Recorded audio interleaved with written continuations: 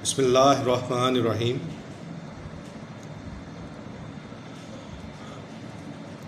Assalamu alaikum dear students. Hope you all fine. I'm Asad Ali, lecturer Multan public school and college. Dear students, आज का जो topic है हमारा वो same chapter number 1 इस्लामी जमहूरिया पाकिस्तान का क़याम के हवाले से, और ये इस चैप्टर का लास्ट लेक्चर है।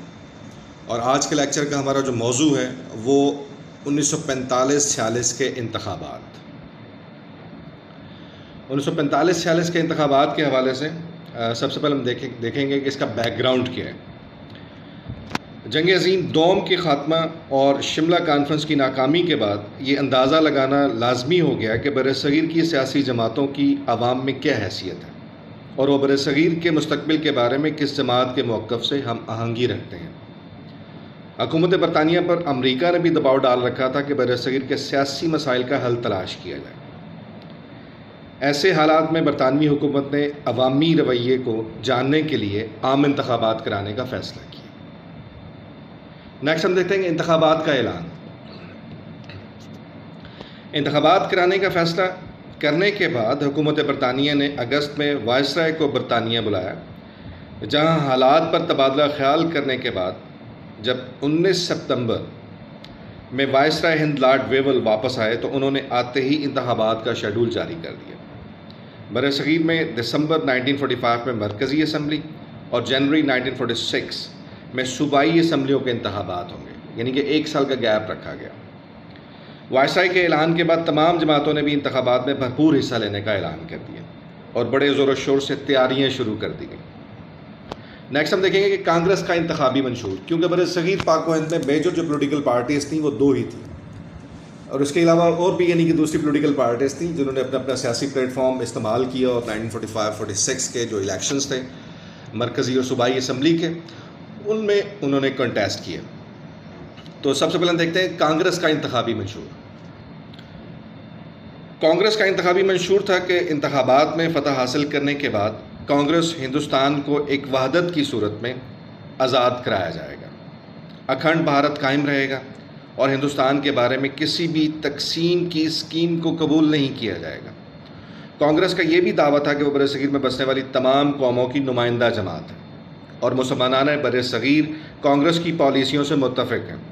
कांग्रेस हिंदी ज़ुबान को बतौर सरकारी ज़ुबान राइज कराना चाहती थी।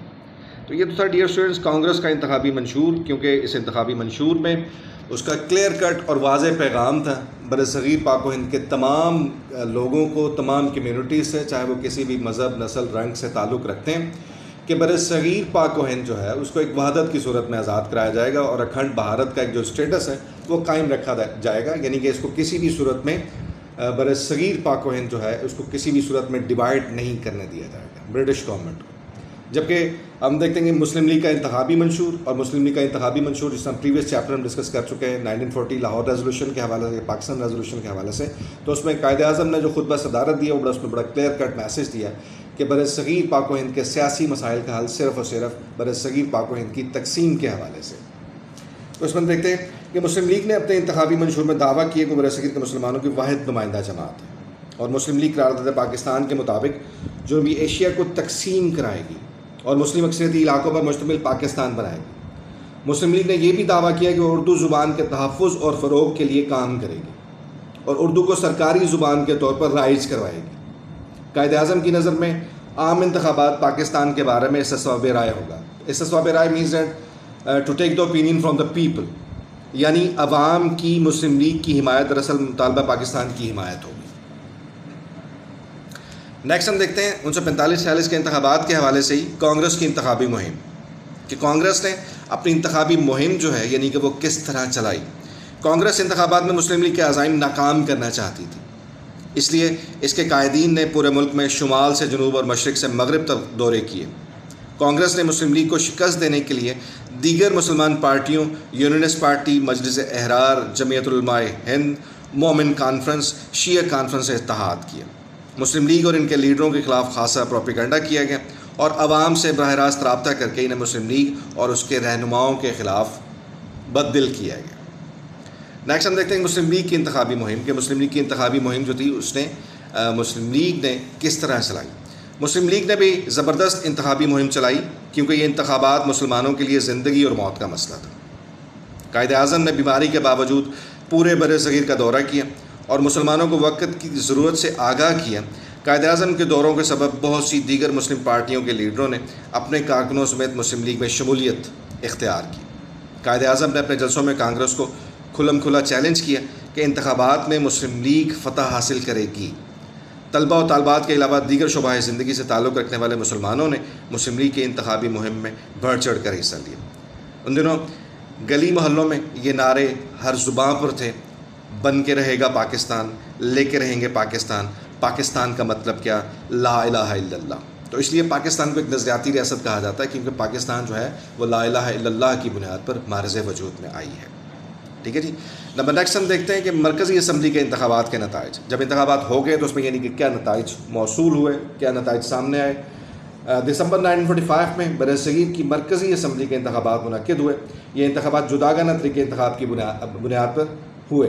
जुदागाना तरीके इंतखाब यानी कि सेपरेट इलेक्टोरेट, यानी कि जिसका जिक्र मैंने शायद शिमला वफद के हवाले से जो टॉपिक था उसमें भी किया। मुस्लिम लीग, ऑल इंडिया मुस्लिम लीग के यानी कि जो हिस्टोरिकल बैकग्राउंड था उसमें मैंने आपको बताया कि जुदागाना तरीके इंतखाब से मुराद ये है कि जो कॉन्स्टिट्यूंसी है, ठीक है, उसमें जितने भी वोटर्स हैं, ठीक है, उनको पाबंद किया जाए कि वो सिर्फ़ और सिर्फ अपने नुमाइंदों को वोट देंगे। सपोज़ फॉर एग्ज़ाम्पल कि अगर किसी हिंदू अक्सरियती इलाके में, ठीक है जी, मुसलमान भी वहाँ पर कंटेस्ट कर रहा है, मुसलमान उम्मीदवार भी है और हिंदू उम्मीदवार भी है, ठीक है, और वोटर्स भी मुसलमान और हिंदू ही हैं, ठीक है, तो दोनों पे यानी कि ये चेक रखा जाएगा, कंडीशन लगाई जाएगी कि मुसलमान नुमाइंदे जो हैं वो सिर्फ़ और सिर्फ अपने मुसलमान उम्मीदवारों को वोट देंगे और हिंदू नुमाइंदे जो हैं वो सिर्फ़ सिर्फ अपने हिंदू उम्मीदवारों को वोट देंगे।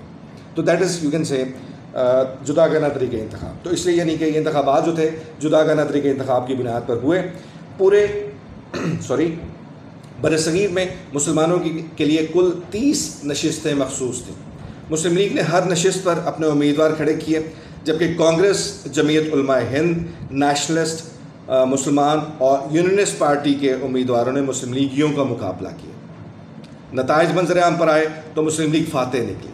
मुसलमानों के लिए मखसूस तमाम 30 नशिस्तों पर मुस्लिम लीगी उम्मीदवार कामयाब हुए। मुस्लिम लीग को 100% कामयाबी मिली, जिसने मुस्लिम लीग के सारे दावे सच साबित कर दिए। कुल मुस्लिम वोटों का 86.6% मुस्लिम लीग के हिस्से में आया। अक्सर हलकों में मुस्लिम लीग मुखालिफ उम्मीदवारों की ज़मानतें ज़ब्त हो गई। कायद-ए-आज़म ने मुस्लिम लीग की शानदार कामयाबी की खुशी में 11 जनवरी 1946 को यौम फ़तह मनाया। अब हम देखते हैं कि एक साल बाद जो ब्रिटिश गवर्नमेंट ने अनाउंस किया था कि जो प्रोविंशियल असम्बलीज़ हैं उनके इंतखाबात जो हैं वो एक साल के बाद होंगे, यानी कि 1946 में। तो उनके जो नताइज थे उस पर यानी कि हम रोशनी डालेंगे। सूबाई असम्बलियों के इंतखाबात 1946 में हुए। तमाम सूबों की असम्बलियों में मुसलमानों के लिए मखसूस नशिस्तों की तादाद 495 थी, 495। मुस्लिम लीग ने इनमें से 434 नशिस्तों पर कामयाबी हासिल की। इस जमात को हासिल होने वाले वोट कुल वोटों का 87.6% थे। तमाम मुस्लिम अक्सरियती सूबों में मुस्लिम लीग को नुमाया कामयाबी मिली। सूबा सरहद वाहिद मुस्लिम अक्सरियती सूबा था जहाँ मुस्लिम लीग को खान बरादरान की कांग्रेस हिमायत की वजह से शिकस्त हुई। राइट जी। तो ये तो थे डियर स्टूडेंट्स सूबाई असम्बली के इंतखाबात के नताइज। और अब हम देखेंगे 1945-46 के इंतखाबात के हवाले से इसकी अहमियत क्या थी। तो 1945-46 के इंतखाबात की तहरीक पाकिस्तान में बहुत अहमियत है। मुस्लिम लीग ने कांग्रेस का तमाम बर-ए-सग़ीर के फ़िरक़ों की नुमाइंदा जमात होने का दावा गलत साबित कर दिया। मुस्लिम लीग की फतह ने यह साबित कर दिया कि अब पाकिस्तान को बनने से दुनिया की कोई ताकत नहीं रोक सकती। इंतखाबी नताइज ने पाकिस्तान के क़याम की बुनियाद मजबूत कर दी और बर-ए-सग़ीर के मुसलमानों ने मुतालबा पाकिस्तान में मज़ीद तेज़ी पैदा कर दी। अब इसको समराइज़ करते हैं कि 1945-46 के इंतखाबात एज़ कम्पेयर टू अगर हम 1936 और 37 का इंतखाबात देखें तो उसमें वाकई ही यानी कि एक लम्हा फ़िक्रिया था मुस्लिम लीग के लिए, क्योंकि लैक ऑफ कोऑर्डिनेशन की वजह से मुस्लिम लीग ने वो इलेक्शंस जो थे वो हारे थे। लेकिन उसके बाद यानी कि मुस्लिम नुमाइंदों ने कांग्रेशनल मिनिस्ट्रीज़ में यानी कि जो मुसलमानों पर जुल्म हुए और मुसलमानों के तशख़्ख़ुस को लैंग्वेजेस के पॉइंट ऑफ व्यू के हवाले से, नज़रिए के पॉइंट ऑफ व्यू के हवाले से और मज़हब के पॉइंट ऑफ व्यू के हवाले से डिमोलिश करने की कोशिश की गई। तो उसके बाद से मुस्लिम लीग ने अपने आप को दोबारा से रीऑर्गेनाइज़ किया। और रीऑर्गेनाइज करने के बाद 1940 लाहौर में यानी कि जो एक रेजोल्यूशन पास की गई जिसको करारदाद लाहौर या करारदाद पाकिस्तान भी कहा जाता है, तो वो एक सॉलिड प्लेटफॉर्म था मुसलमानों के लिए कि वो बरसगीर पाक व हिंद में अपनी जदोजहद को जारी रखते हुए बरसगीर पाक व हिंद में अपने अलहदा ममलिकत के क़याम के हसूल के लिए कोशिशें जो हैं वो तेज़ कर दें। तो जिसके लिए यानी कि जब जैसे ही इंतखाबात का ऐलान हुआ तो मुस्लिम लीग ने अपनी तमाम कोशिशें जो थी वो बुरुए कार लाते हुए इन इलेक्शंस में अक्सरियती बुनियाद पर नताइज जो थे वो हासिल किए। That's all from my side dear students.